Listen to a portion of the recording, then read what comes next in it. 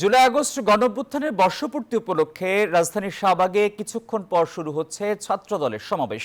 London থেকে virtually যুক্ত হয়ে দিক নির্দেশনা দেবেন বিএনপির ভারপ্রাপ্ত চেয়ারম্যান তারেক রহমান। সমাবেশ ঘিরে সকাল থেকেই শাহবাগে জড়ো হতে শুরু করেন নেতাকর্মীরা। রাজধানী সহ দেশের নানা প্রান্ত থেকে খণ্ড খণ্ড মিছিল নিয়ে সমাবেশের স্থানে যোগ দেন তারা। হাতে জাতীয় ও দলীয় পতাকা নিয়ে স্লোগানে মুখর শাহবাগ এলাকা।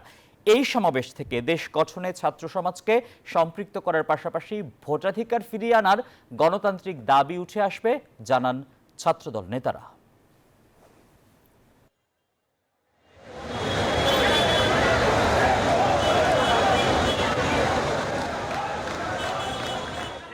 বিভিন্ন জায়গা থেকে রাজধানীর এটি রাজপথে হামলা মামলার শিকার হয়েছি, রাজপথে শ্রম দিয়েছি, রাজপথে গুলি খেয়েছি, টিয়ার শেলের সামনে আমরা বুক পেতে দাঁড়িয়েছি। তারুণ্য বান্ধব এবং ছাত্রছাত্রীদের নির্ভর এবং আগামী সুষ্ঠু ধারার যে রাজনীতি বা দেশ পরিচালনার 31 দফার উপর ভিত্তি করে এরকম কিছু বার্তার অপেক্ষায় দেশনায়ক জনাব তারেক রহমানের নির্দেশে সেই ভাবে সংগঠিত হয়ে বিপ্লব সংগঠিত করে ওই স্বৈরাচার হাসিনার পতন ঘটিয়েছে এই বাংলাদেশ থেকে।